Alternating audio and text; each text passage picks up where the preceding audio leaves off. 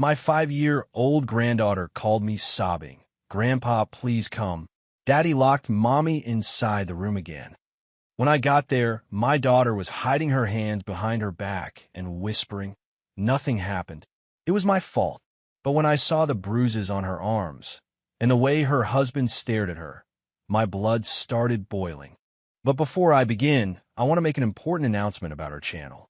For the past 5 months, our channel has not been monetized, which means I'm not earning any money from YouTube ads. There are currently no ads running on our videos.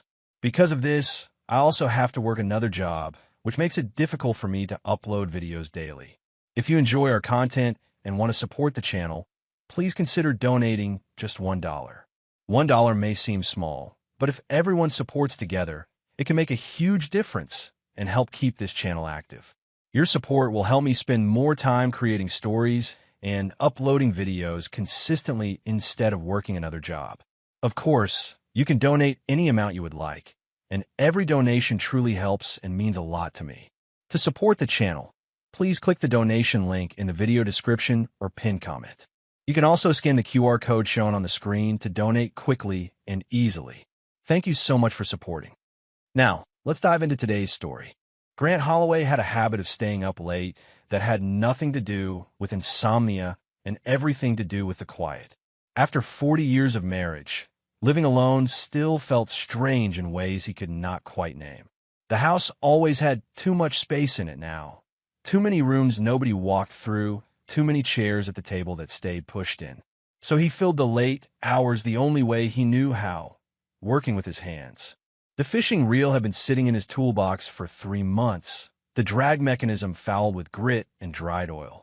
He had been meaning to get to it, and tonight felt like the right night. He spread newspaper across the kitchen table, arranged the small parts in a careful row, and let the rhythm of the work take over. The rain had picked up outside, coming down in steady sheets that hit the windows hard enough to blur the back porch light into something soft and orange. Tennessee autumn rain, the kind that soaks through before you know it is coming. Grant was 60 years old. His hands were thick and steady, the hands of a man who had spent decades doing things that required patience and precision. He had been a machinist for 32 years, retired now, but the instinct to take broken things apart and understand them had never gone anywhere. He worked by the overhead light with his reading glasses perched low on his nose, cleaning each tiny piece with a cloth before setting it back in line. The clock on the microwave read 11:47. He had put off getting the reel fixed the same way he put off most things that required sitting still, telling himself there was no rush, that it would keep. Now, with rain on the windows and the house as quiet as it ever got, the table felt like the right place to be. He needed his hands to have something to do. They always had. Ever since his wife, Carol, had passed 4 years ago, he had filled the silence with small, useful work, repairing things around the house, maintaining gear, keeping the garden in the back. Not to avoid the quiet exactly, but because the quiet was easier to be inside when his hands were moving. He thought about Ivy as he worked. She was at the age where everything was fascinating and very little was too much to ask about. She had been over the previous Sunday for lunch and had asked him, with complete seriousness, whether fish had feelings. He had told her he was not entirely sure, which had satisfied her. She had then asked whether worms did. He had given the same answer. She had considered this for a long time over her grilled cheese and then announced that they probably did not, which seemed to settle the matter for her. He set a clean gear piece down in its place in the row and reached for the next.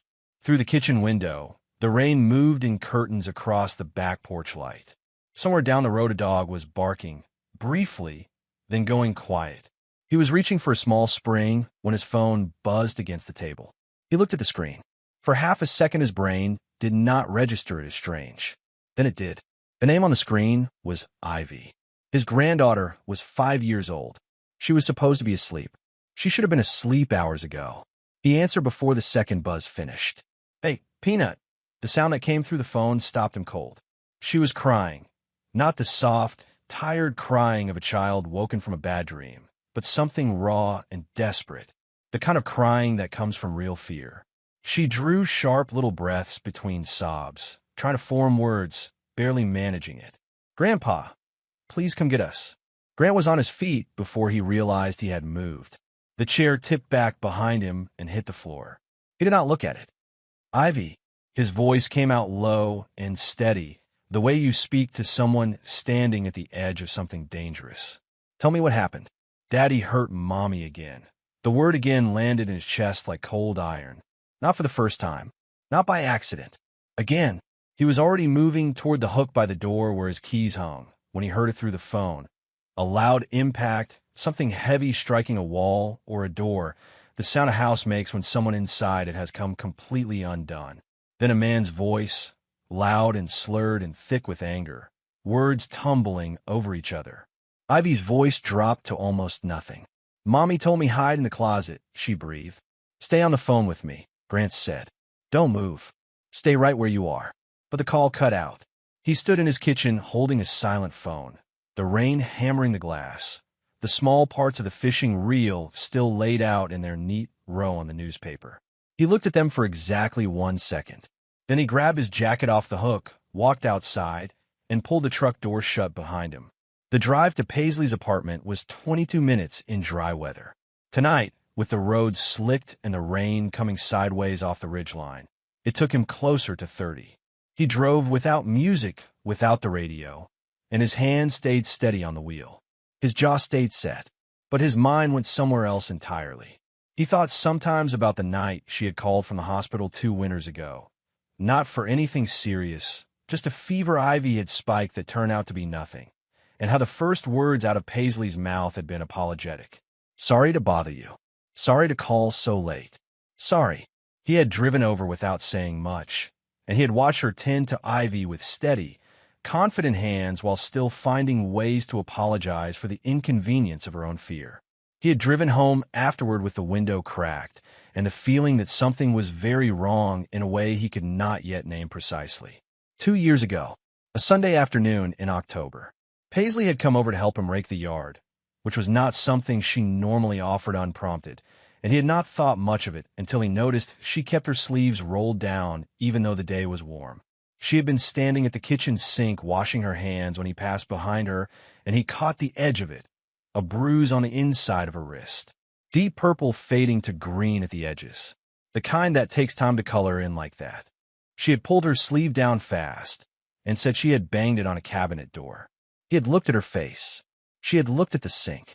He had handed her the money she quietly asked for while Trent sat in the living room watching television, and he had told himself that was enough, that she was an adult, that it was not his place to push. He had been wrong. The memory did not let him forget it. It stayed with him the entire drive, not guilt exactly, but something harder, a reckoning with himself that had been building since the moment Ivy's name had appeared on his screen. He pulled into the apartment complex parking lot at 12:22. The building was a squat, 4-story brick structure on the east side of town, the kind of place that had been decent once and had been declining since. Water stains marked the walls near the roofline. The parking lot lights buzzed and flickered. A shopping cart lay on its side in the far corner, half filled with rainwater. Grant killed the engine and sat still for 3 seconds. Then he got out and walked toward the entrance. The stairwell smelled like old cigarette smoke and something fried from days ago, the grease of it soaked into the carpet along the baseboards. Grant climbed without slowing, his work boots heavy on the stairs. Second floor, third door on the left. He could hear nothing from the hallway now, and that silence was almost worse than the noise had been. He raised his fist to knock. The door opened before his knuckles touched it. Ivy was standing in the gap, holding her stuffed rabbit against her chest. Her hair was tangled, and her face was wet from crying, and her eyes were very wide. The moment she saw him, she threw herself forward and wrapped both arms around his legs as hard as she could, pressing her face into his thigh, not saying anything, just holding on. Grant put one hand on the top of her head. He looked up into the apartment over her. Beer cans on the coffee table and on the floor, one on its side with a spreading dark ring soaking into the carpet. A picture frame lay face down near the hallway, the glass cracked in a starburst pattern. The kitchen light burned cold and harsh, throwing sharp shadows across a knocked-over chair and a dish towel lying in the middle of the floor as though someone had dropped it mid-motion and never come back for it. The whole apartment had the particular disorder of a place where rage had recently passed through. And on the couch, slouched back with one arm draped over the cushion like a man, without a concern in the world, sat Trent Duval. 29 years old, broad in the shoulders but soft around the middle, with the dull, flat look of someone who had never been required to be responsible for anything and had built a life around avoiding the requirement. He was in a gray t-shirt with a tear at the collar and sweatpants, and he looked at Grant the way you look at mild inconvenience. Not embarrassed, not worried, annoyed. He had never liked Trent Duval. He had said nothing about that in the beginning because his daughter was 30 years old and it was not his decision to make. But he had seen the way Trent moved through a room, always assessing, always looking for the angle, eyes sliding past things that required effort and landing on things that could be used. He had seen the way Trent talked over Paisley at family dinners, finishing her sentences with the wrong words, then looking around for confirmation that he had gotten it right. He had watched Ivy, even at 3 years old, become quieter in her father's presence in a way that had never sat right with Grant. Children go quiet around things they have learned to be careful about. He had told himself it was not his place, that his daughter would come to him if she needed him, that interference would only make things harder. He had handed over money when asked, said nothing about the bruise, and driven home on that October Sunday with the window cracked and the radio off, and a feeling in his chest that he had been calling worry for 2 years, but that was, if he was honest, closer to cowardice. "She called you for nothing," Trent said. His voice was slow, slightly thick. He had not taken his eyes off the television. Grant did not answer him. He crouched down to Ivy's level, looked her in the face, and smoothed her tangled hair back from her forehead. Her eyes were red-rimmed and searching his. "Where's your mom?" he asked quietly. She pointed toward the hallway, without speaking. Grant stood and walked past Trent without looking at him. He stopped in front of the bathroom door and knocked twice, softly. "Paisley." "Nothing." "Paisley, it's Dad." A pause. Then the lock clicked. The door opened slowly, and his daughter stood on the other side of it, and Grant had to do a great deal of work to keep everything inside him exactly where it was. She was 31 years old, and she looked exhausted in a way that sleep could not fix. One side of her face was swollen from the cheekbone to the jaw, the skin tight and flushed. Her eyes were bloodshot. She was holding one arm across her body in the automatic way people do when they are protecting something, and her hands were trembling in a way she clearly was not aware of. "Dad." Her voice came out thin, apologetic. I don't know why she called. Let me see your arms." "It's okay, Paisley." She looked at him for a moment. Then she let her arms drop. He reached forward and pushed one sleeve gently up to the elbow. The bruises were dark, both wrists, both forearms. The kind that come from someone grabbing and holding from struggling to get free. He studied them without speaking, his face very still, and committed every detail to memory the way a man commits something to memory when he knows he will need it later. From the living room, Trent called out, "She's dramatic. She starts fights, then plays the victim. Same thing every time." Grant did not turn around. He kept his eyes on his daughter's arms. Paisley was watching his face, reading it, waiting. He said nothing. He pulled her sleeve back down with the same careful gentleness he would have used on something fragile, and he took one step back. Then he turned and looked at Trent. He did not cross the room. He did not raise his voice. He just stood at the end of the hallway and looked at him the way you look at something you have already made a decision about. Slow, steady, completely unhurried. The look of a man who understands he does not need to perform anything for anyone. Trent shifted on the couch, reached for his beer and stopped, cleared his throat. The silence stretched out and went on stretching. Trent finally looked away first, turning back to the television with an exaggerated casualness that did not fool anyone in the room. Grant turned back to Paisley. "Go get Ivy's things," he said quietly. "Pack what she needs for a few days. Yours too." "Dad, I'm not asking." She studied his face for another moment. Whatever she found there settled something in her, and she nodded once and moved toward the bedroom. Trent decided to perform for the parking lot the moment they walked through the lobby doors. He had followed them down, not to block them, not directly, but to be heard. He stood at the building entrance with his arms spread wide, voice carrying hard through the rain. "You walk out right now, you're done. You hear me? Both of you are done." Then louder, "That's my daughter. You can't take my daughter." Paisley walked faster without looking back. Ivy had her face buried in Grant's neck, her rabbit tucked under one arm, her small body completely rigid. "You're going to regret this." The voice cracked at the edges, fury and something that sounded almost like panic beneath it. "You think this is over? This isn't over."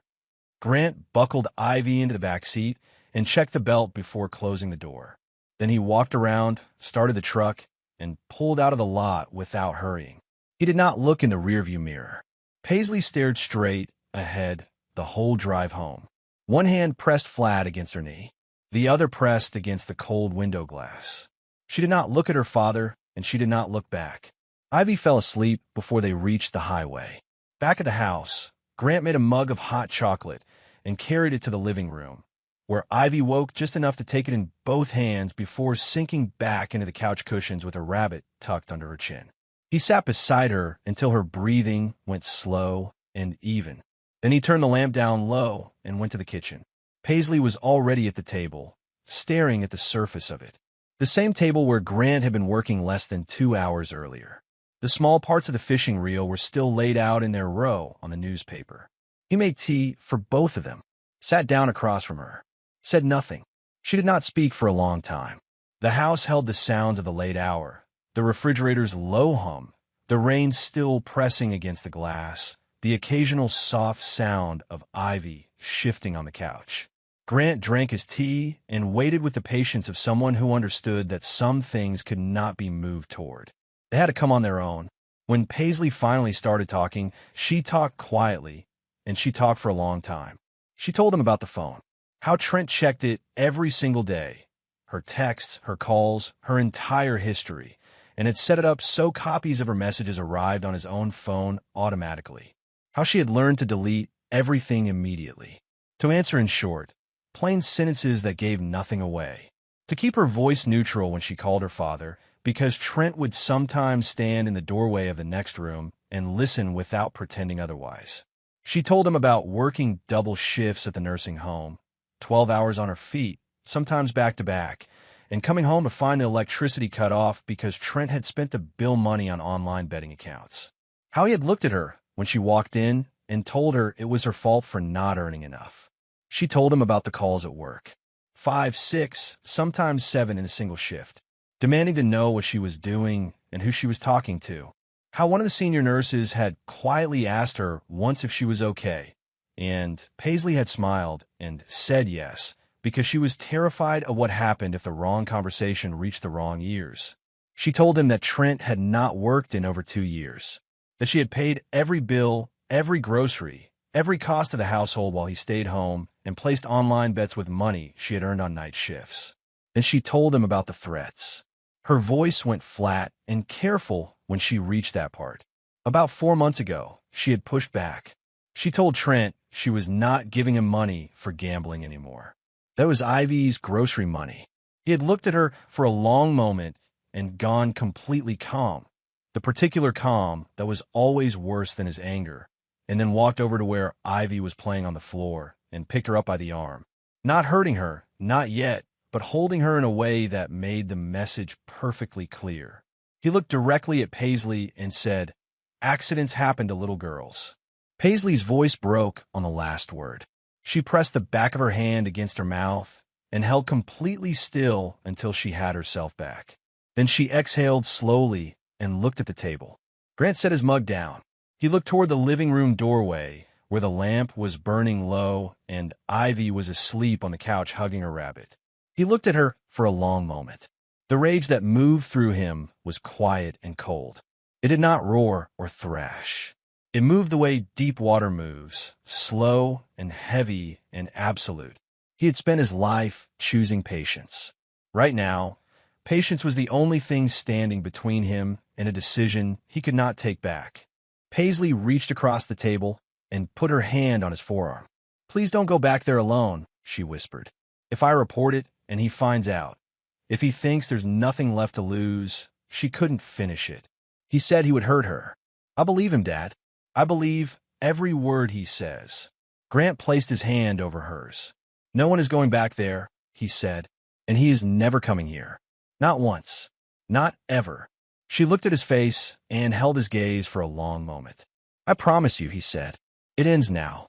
He meant it in every direction it could mean. The amount of money Trent had spent was something Paisley could barely bring herself to say out loud. Not because the number itself was the worst part, though it was significant, more than Grant had expected, but because of what it represented.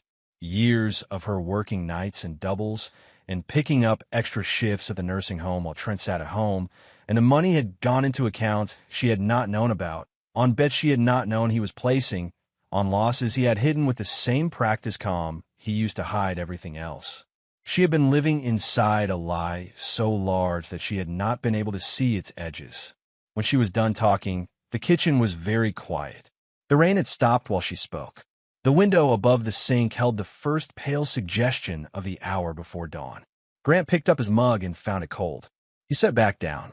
He thought about a 5-year-old hiding in a closet and having the presence of mind to dial a number and ask for help.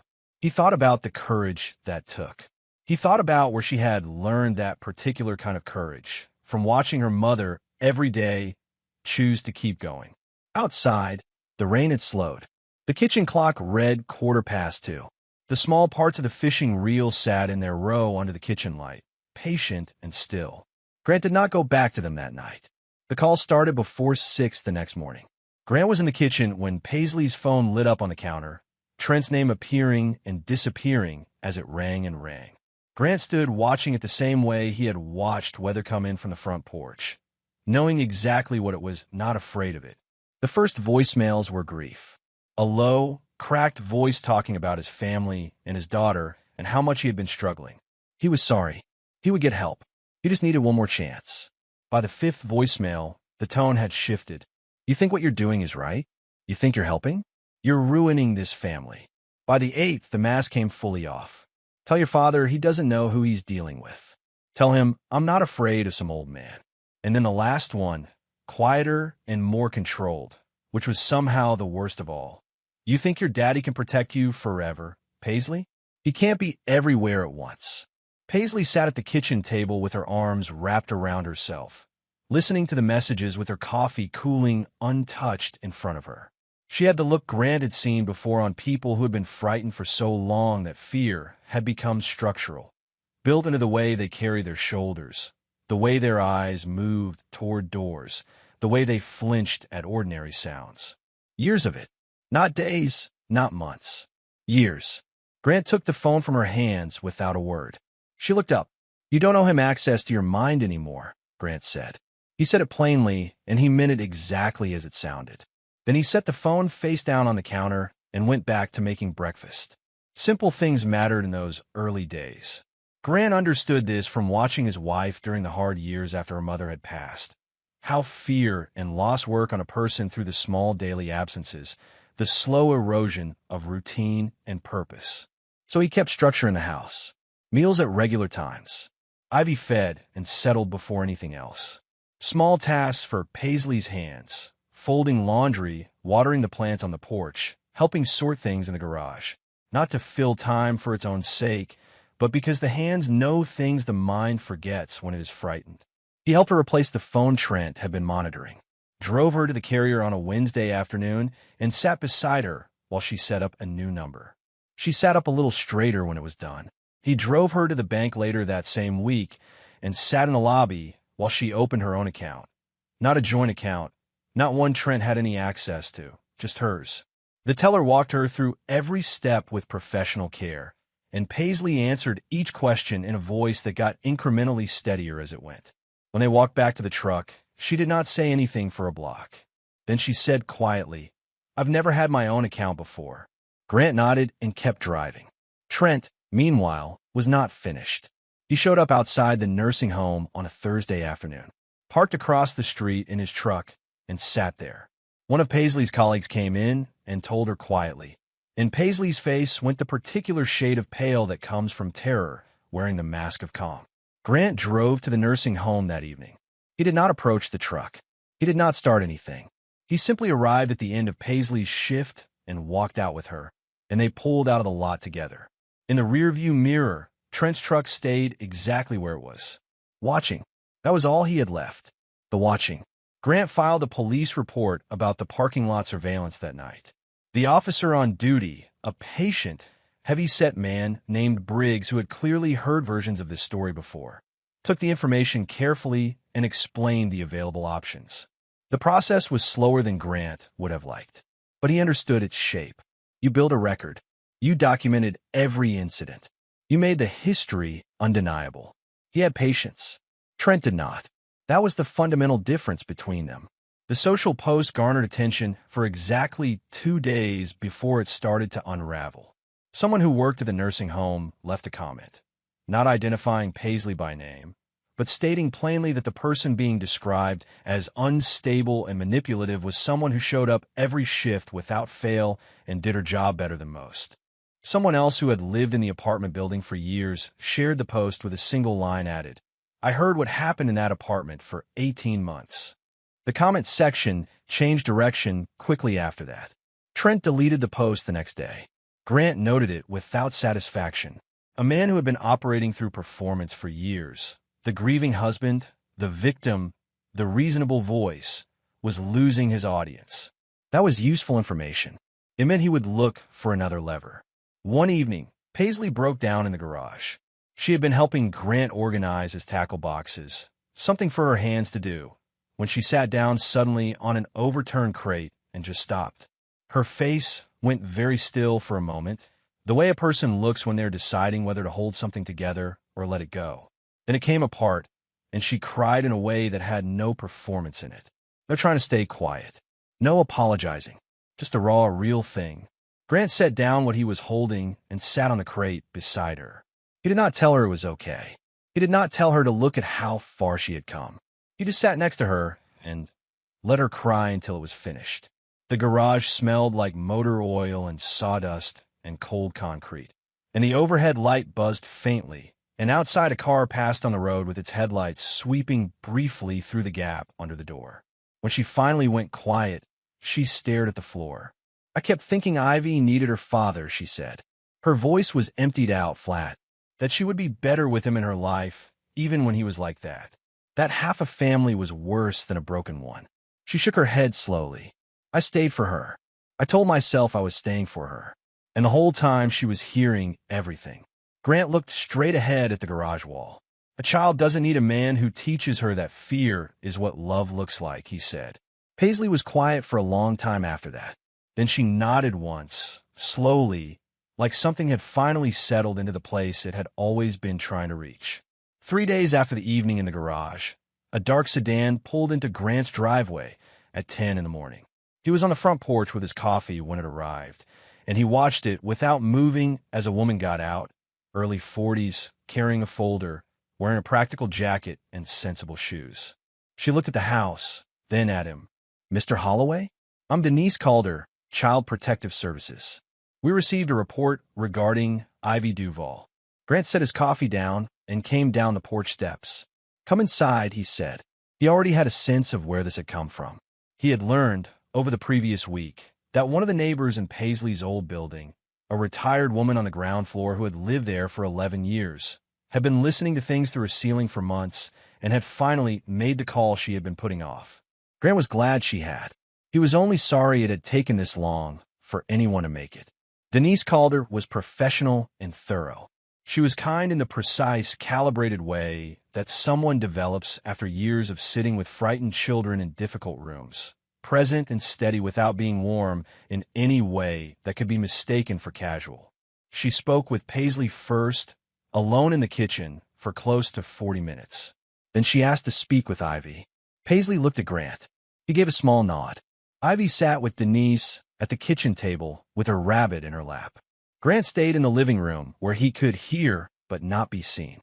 Denise asked gentle, open questions. What Ivy liked to do at home, who she spent time with, what dinner time was usually like. Ivy answered the way children answer when they have learned that certain answers cause problems, carefully, watching for reactions. She went quiet for a moment. Then, almost to her rabbit, "Daddy says Mommy is stupid."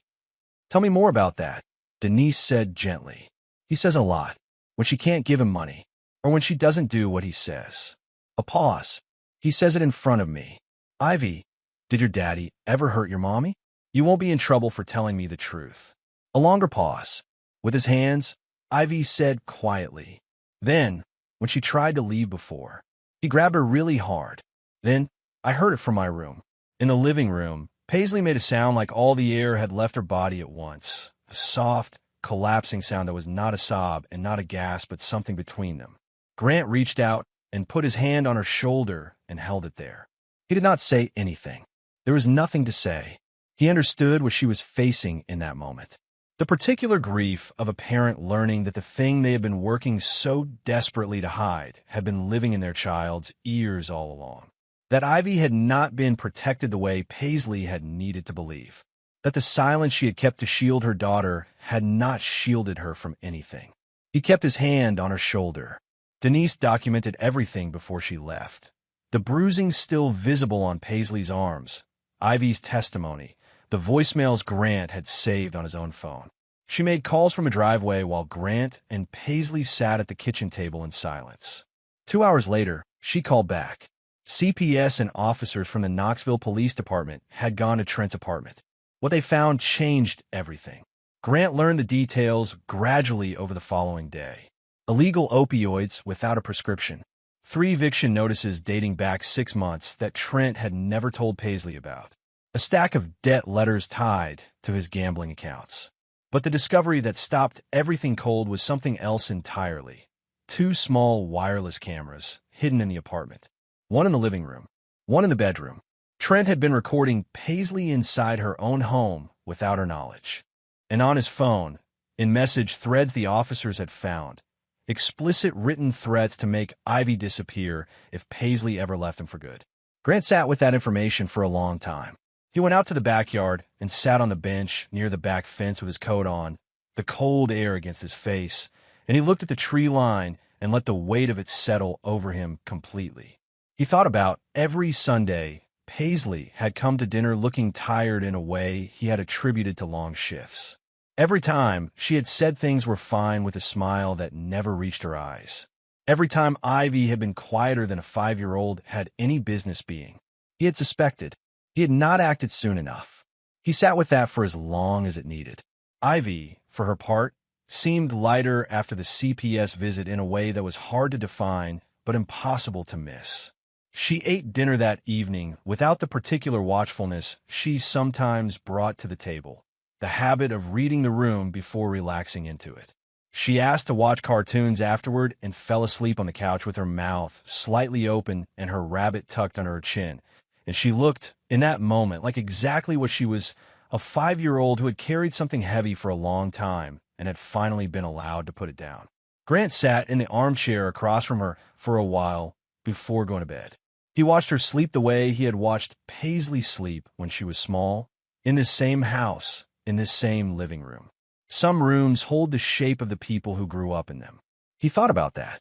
He had thought about calling someone in those weeks, a counselor for Paisley, maybe someone outside the family who could help her understand what she was coming out of and what it was going to take to rebuild around its absence.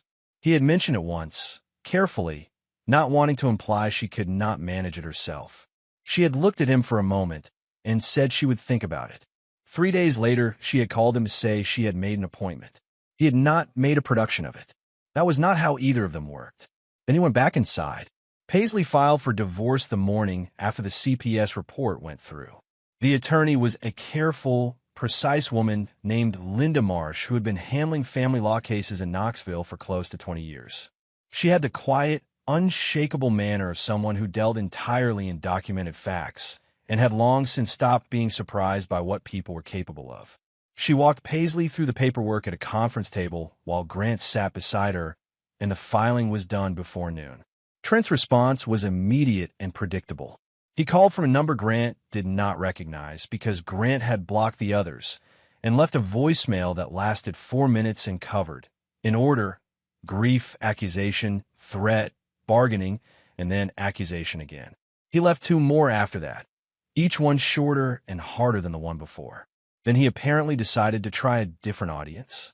He posted online a long, emotional statement about how his wife had been taken by a controlling father, how he had been cut off from his daughter, how he was the real victim in a situation built against him. He named Grant directly. He used words like kidnapping and manipulation. He wrote about mental instability. Several people commented in his support. People who had never spent a night in that apartment, who had only ever seen the version of Trent he chose to show them. More people said nothing. And the people who actually knew, the nurses at Paisley's workplace who had watched a man appear in that parking lot over and over, the neighbor on the ground floor who had been hearing things through her ceiling for 2 years, the CPS worker with photographs and testimony in a documented file. None of them were moved by a post on a screen. The nursing home sent a letter to Paisley's attorney. It contained printed records of every date Trent had appeared at the facility. Times, descriptions from security staff, a timeline so clear and consistent it looked like a case study in calculated intimidation. The truth had spent too long underwater. Now it was in the open. Grant watched his daughter in those weeks the way he had watched her as a child learning something difficult, present and close without hovering, ready to steady without taking over. He saw the incremental changes, the way she started making decisions without checking over her shoulder first, the way she answered her phone without going rigid, the way she began planning ahead, not just day to day, but in the direction of something. But he was also watching something else. Trent had gone quiet in a particular way that Grant recognized and did not trust. Not the quiet of someone remorseful, not the quiet of someone giving up, the quiet of a man who was running out of visible moves and had not yet accepted what that meant. Grant had watched enough of those men over 32 years of factory floors and work crews to know the difference between a man who had accepted something and a man who was simply not yet showing what he was planning. He started noting the vehicles on his street. He confirmed the pickup protocol at Ivy's daycare directly with the director and made sure his own name was on the approved list. He did not tell Paisley any of this. He did not want to add weight to the load she was already carrying. But he was watching, and he was ready. Linda Marsh called twice during that period with updates. The first call was about the protective order being formally served. The second was about Trent's attorney making a motion that was, in Linda's measured assessment, unlikely to go anywhere, but which would need to be responded to. Grant sat at the kitchen table and listened to each call and said little and wrote the key points down on a notepad he kept by the phone. He was building a record. He was learning the shape of the process. That was what you did. He thought sometimes about what Trent was doing in those quiet weeks. Sitting in the apartment alone, most likely. The gambling accounts frozen by the court. No job. No family in the state that Grant knew of. Just the apartment and the time and the knowledge that everything he had used to keep Paisley in place was no longer working. Grant knew that kind of corner. He had seen men back into it at the plant when the options ran out. Most of them accepted it, eventually. Some of them did something else first. November came in cold and flat and gray, the way it does in East Tennessee. The trees had finished giving up their color, and the bare branches caught the morning light in stark patterns against a pale sky. It was the kind of month that feels like waiting for winter to commit, for the year to decide what it still had left to say. Paisley had begun to breathe differently in those weeks. Not fully, not freely, but differently, like someone who had been holding their chest tight for so long they had forgotten how to expand it, and were only now slowly starting to remember. She moved through the house with less caution. She left dishes in the sink sometimes. She laughed at the television on Friday nights without checking herself afterward. She had enrolled in a nursing program at the community college, a course designed to build her existing credentials into a full registered nurse license. She drove herself to the information session and came home with a folder of papers and read through it at the kitchen table with a look of careful, genuine concentration that Grant had not seen on her face in a very long time. Ivy was in kindergarten that fall, in a building 12 minutes from Grant's house with finger-painted drawings taped in every window. Her teacher, Mrs. Garrett, was warm and unflappable. She knew the situation and had made it plain from the start that the pickup list was strictly enforced and that any deviation required prior written notice from the custodial parent. It was a Tuesday afternoon when the call came. Grant was in the backyard splitting wood for the winter, the rhythm of it familiar and grounding. the lift, the arc, the clean crack of the log coming apart. He had worked through half the stack when his phone rang. He saw Paisley's name, pulled off his gloves, and answered. What he heard in her voice straightened him up instantly. Ivy's not at daycare. Her voice was completely flat. The voice of someone who had crossed beyond panic and was operating on something cold and absolute. I want to pick her up, and they said, someone came, and I'm coming, Grant said. He was walking toward the truck before he finished the sentence. He was in the lot at the daycare center within 8 minutes. 2 police cruisers were already there. Inside, the director sat behind her desk, white-faced and rigid, her hands folded in front of her with the stillness of someone trying very hard not to come apart. The story came out in pieces, each piece worse than the last. A man had arrived at 2:15. He had given Ivy's name at the front desk. When a staff member asked for ID and checked the pickup list, the man had said there was a family emergency, that Ivy's grandfather had been in an accident and her mother had asked him to come. His voice had been calm and reasonable. He had looked like someone who belonged there. A newer staff member had let him take her. The security footage came up within the first 5 minutes. Grant stood behind the officers and watched the screen. Trent, wearing a baseball cap, walking through the entrance. Ivy's small hand in his. Walking out the door. She was looking up at him with an expression that was not fear, but confusion, not understanding what was happening or why her mother had not come. Grant looked at the time stamp on the footage. 24 minutes ago. Paisley was standing beside him when that number registered, and she made a sound he would not forget. Not a scream, not a sob, something between them and worse than both. He put his arm around her shoulders and held her there. He said, they're going to find her. Not everything will be fine, because he did not deal in guarantees he could not keep. But they were going to find her. That he knew. The plate was run from the footage within minutes. A broadcast went out immediately. Grant sat with Paisley on a bench near the entrance and watched the officers work with the focused speed of people who understood what time meant right now. He kept his arm around her and did not move. 41 minutes after they arrived at the daycare, a call came in. State police had stopped Trent's truck at a gas station off the interstate, 31 miles north of the city, heading for the Kentucky border. Ivy was in the back seat. Grant closed his eyes. He kept them closed for 3 full seconds. Then he opened them and looked at Paisley, who had gone from pale to something past pale. All relief and collapse happening in the same moment, her hand over her mouth, tears running silently down her face. She's safe, he said. When they reached the scene, Ivy was in the back of a state police SUV wrapped in a silver emergency blanket, still holding her rabbit, her face tracked with dried tears. She looked up when she saw Paisley coming, and she raised both arms. Paisley covered the last 20 feet at a near run and pulled her daughter in her chest and held on with everything she had. Grant stood 10 feet back and watched them. A state trooper came over and briefed him quietly. Trent had been uncooperative at the stop. When officers searched the truck, they found a bag under the passenger seat, a glass pipe, methamphetamine residue, and a small quantity of the drug. He had been driving on a major interstate with a 5-year-old in the back seat. Trent stood in handcuffs near his truck with his head down. He had not looked toward Paisley or Ivy once since they arrived. Whatever had been keeping his performance together, the bravado, the righteousness, the constant forward motion of a man convinced he could talk or threaten his way out of anything, all of it had left him. He looked simply tired and reduced. Grant looked at him once. The call to Briggs at the police station, made from the daycare parking lot while Paisley was still inside with the officers, was brief and procedural.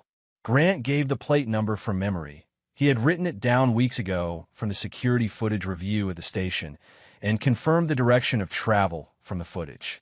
Briggs told him the broadcast was already out. Grant thanked him and ended the call and put his phone in his coat pocket and stood in the cold parking lot for a moment with his hands at his sides. He had been watching for something like this. He had been preparing for the possibility. And now that it was happening, he felt no vindication in having anticipated it. Only the particular cold clarity of a situation that had arrived and needed to be moved through as quickly and correctly as possible. He thought about Ivy in that truck, about what she understood of where she was going. about whether Trent had told her a story or whether she was simply sitting in the back seat watching the highway unspool, waiting for her mother. He went back inside and sat down next to Paisley. Just once. Then he turned away and went back to his daughter and granddaughter. He was done looking at Trent Duval. The courthouse in downtown Knoxville was a solid, old building, the kind of structure built when permanence was the entire point. The halls smelled like paper and floor wax. The wood of the interior benches was worn smooth from years of people sitting and waiting and hoping things would go the way they needed to go. Grant had dressed carefully that morning. Pressed slacks, a collared shirt, the good jacket he kept for serious occasions. Paisley wore a dark blue dress and had done her hair and sat straight in her chair with her hands folded in her lap. She looked tired in the deep way that had nothing to do with sleep. But she also looked steady, and that was what mattered most. Trent sat at his table with his attorney, a man named Fowler who had the careful, contained manner of someone billing by the hour and not expecting good outcomes. He murmured things to Trent in short intervals, and Trent nodded without appearing to hear. He had aged since the night Grant had stood in that apartment hallway. The careless arrogance had gone out of him, replaced by something that looked like a man beginning to understand the difference between believing you are untouchable and actually being untouchable. The evidence took the better part of 2 days to present. The threatening voicemails were played aloud in the silent courtroom. Trent's voice filled the room from the past. Raw, self-revealing, ugly in the way things are ugly when they're no longer performing. Several people in the gallery looked at the floor. The photographs of Paisley's injuries were entered into the record one by one. The CPS report, Denise Calder's testimony, precise and factual and impossible to shake on cross-examination. The security footage from the nursing home. The financial records showing 5 years of a woman supporting a household entirely while her partner gambled away what she earned. Then the recording. Ivy's forensic interview, conducted by a specialist in a room with soft chairs and a gentle pace, was played through the courtroom speakers. The room went very still. Her voice was small and clear and careful in the way of a child who has learned that the truth requires a particular kind of courage. Daddy hurts mommy when she says no. The courtroom held that for a moment. Trent stared at the table in front of him. Paisley's hand found Grant's forearm and held it. Fowler did what he could with the defense. Stress, unemployment, financial pressure, a difficult upbringing. He argued that Paisley had provoked confrontations and that outside interference had escalated the situation. He was workmanlike about it, but it was the kind of argument that sounds hollow against a stack of photographs, a recorded testimony, and a meth pipe found in a truck carrying a kindergartner. Trent took the stand himself, against what Grant suspected was his attorney's strong advice. He talked about the pressure of being a father, about how Paisley had pulled away from him, about how Grant had been interfering in their marriage from the beginning, about how everything had been fine before outside people had gotten involved. His voice carried the confidence of a man who had always been able to talk his way through things and had not yet fully understood that this room was different from every room he had been in before. The district attorney was a composed woman named Elaine Torres who asked her questions without visible emotion and listened to his answers with complete patience.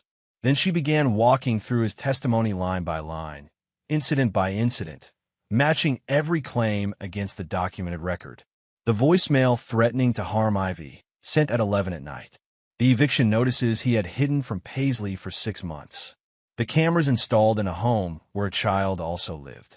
The gas station 30 miles north with methamphetamine under the seat and a kindergartner in the back. Trent's voice got louder as the cross-examination continued. Then defensive. Then briefly accusatory in the way of a man who has always used aggression as a door and is only now discovering it does not open this particular wall. Torres waited out every interruption with the patience of someone who had all the time she needed and every fact she required. The judge was a measured man in his late 60s who had been on the bench long enough that nothing in this courtroom was going to surprise him. He listened through all of it with the same steady expression, took his notes, and called a brief recess before the ruling. Full custody of Ivy Duval to Paisley Holloway, effective immediately. Permanent restraining order. No contact between Trent Duval and Paisley or Ivy Holloway within 500 feet. Divorce granted. And then the criminal sentencing. 3 counts. Domestic violence with bodily injury. Child endangerment. Drug possession while responsible for a minor. 3 years, state prison, with no early release consideration in the first 18 months. Grant sat still through all of it. He watched Trent get cuffed by the bailiff. Watched him walk toward the side door without looking back. And Grant felt nothing that resembled satisfaction. Satisfaction was for clean things, easy things. This had been none of those. What he felt was relief. The bone-deep, absolute kind that comes after a very long time of holding something up and finally being allowed to set it down. He looked at Paisley. She was crying quietly with her face in her hands, her shoulders moving. Not grief.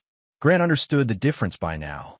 Some tears come from something cracking open after it has been sealed too tightly and held too long. He put his arm around her and held her there.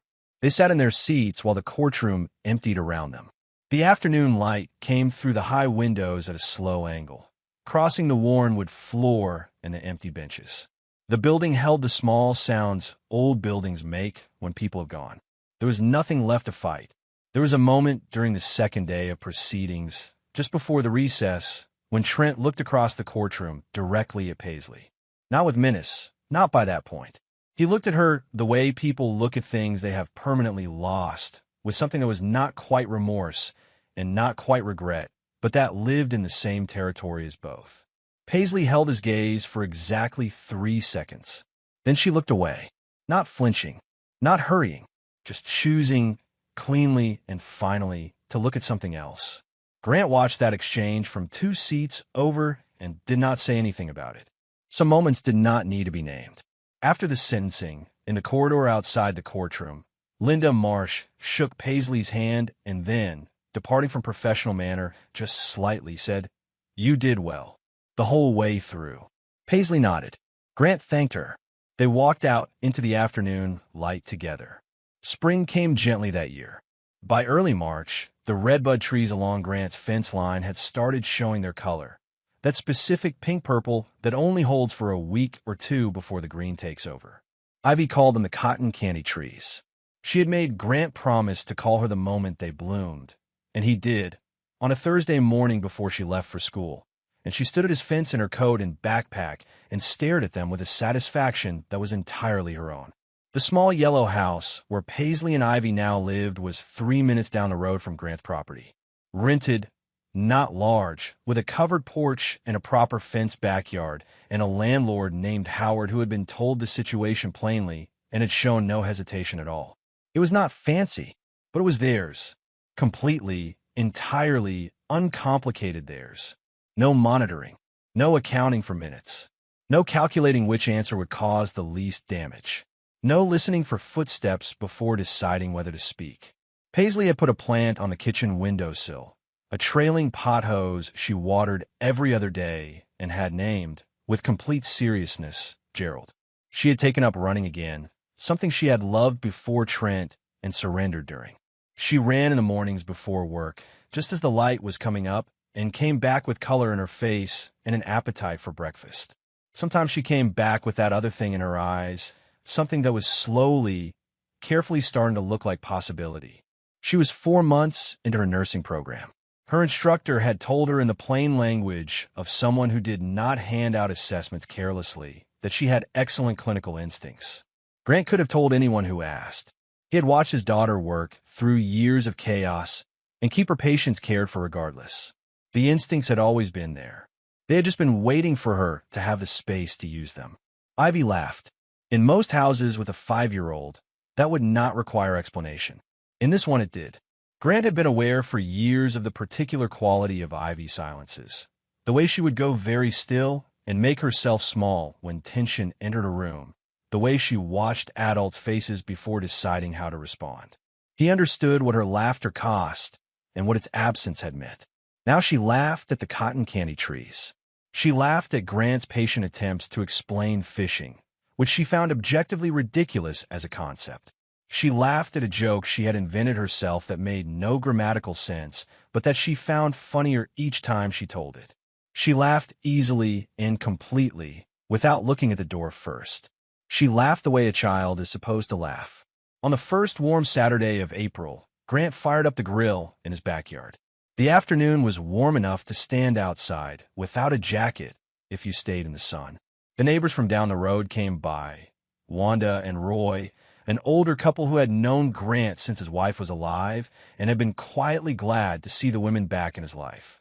Paisley brought potato salad and a bean and corn dish she called cowboy caviar, which tasted significantly better than the name suggested and was gone before the burgers came off the grill. Roy and Grant debated the vols with the comfortable ease of men who have been having the same argument for years and do not particularly need it resolved. Wanda taught Ivy a clapping game, and by the third round Ivy was teaching it back to Wanda with the confident authority of a child who has fully adopted a thing as her own. Somewhere around 5 o'clock, the afternoon holding its gold light the way it only does in early spring, Grant was standing at the grill, turning the last of the burgers, when he felt a small weight settle against his side. He looked down. Ivy had climbed onto the arm of the lawn chair beside him and leaned her head against his hip. Her rabbit was tucked under one arm.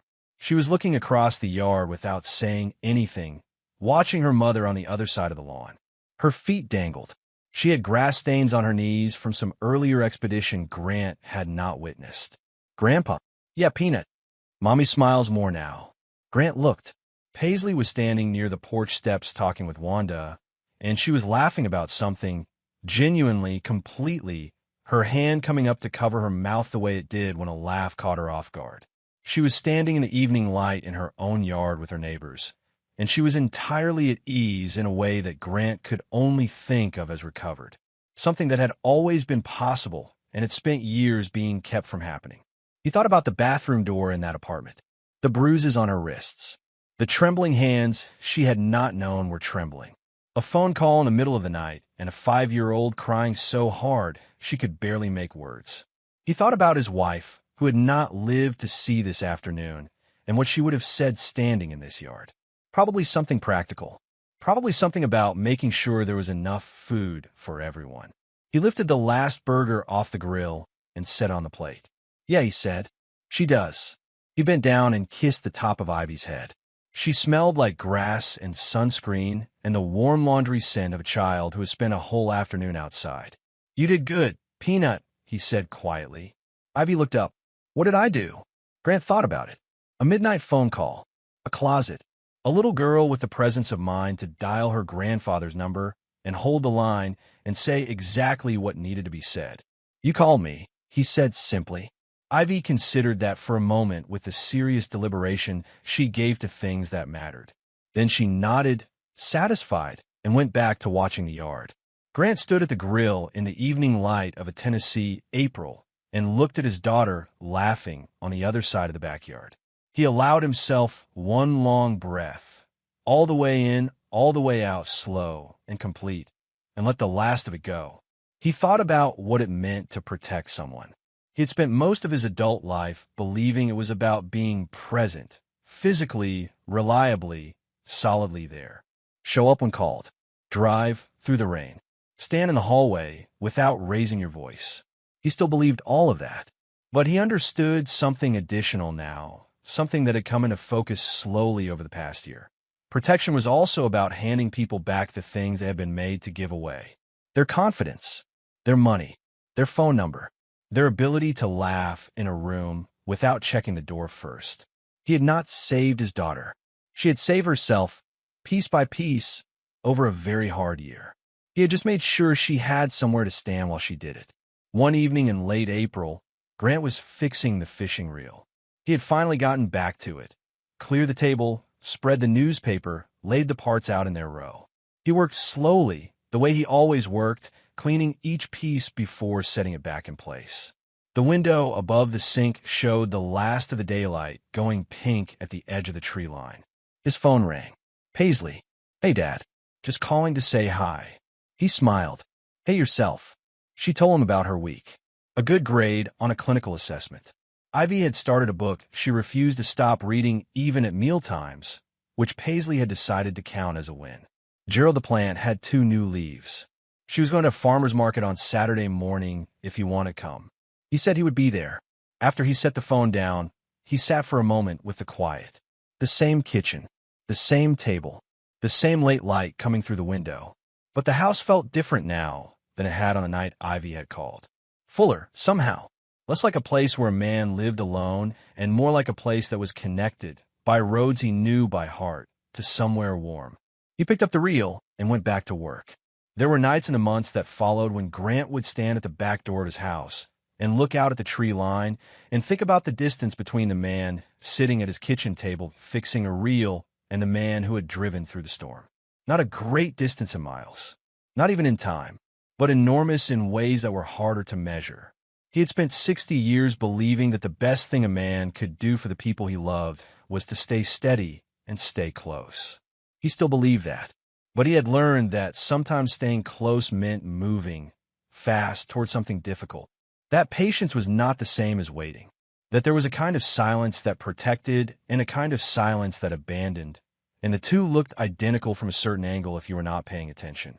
He had not been paying close enough attention. He knew that now. He kept knowing it quietly, in the way you keep knowing things that can't be changed but can be carried. But when he looked out at the tree line on those nights, he also thought about the spring afternoons. The cotton candy trees. A 5-year-old with grass stains on her knees and a rabbit under her arm. His daughter laughing with her neighbors in the evening light. The sound of a house 3 minutes down the road where two people were safe and sleeping and not afraid. That was what was in the balance. That was what had been worth the drive.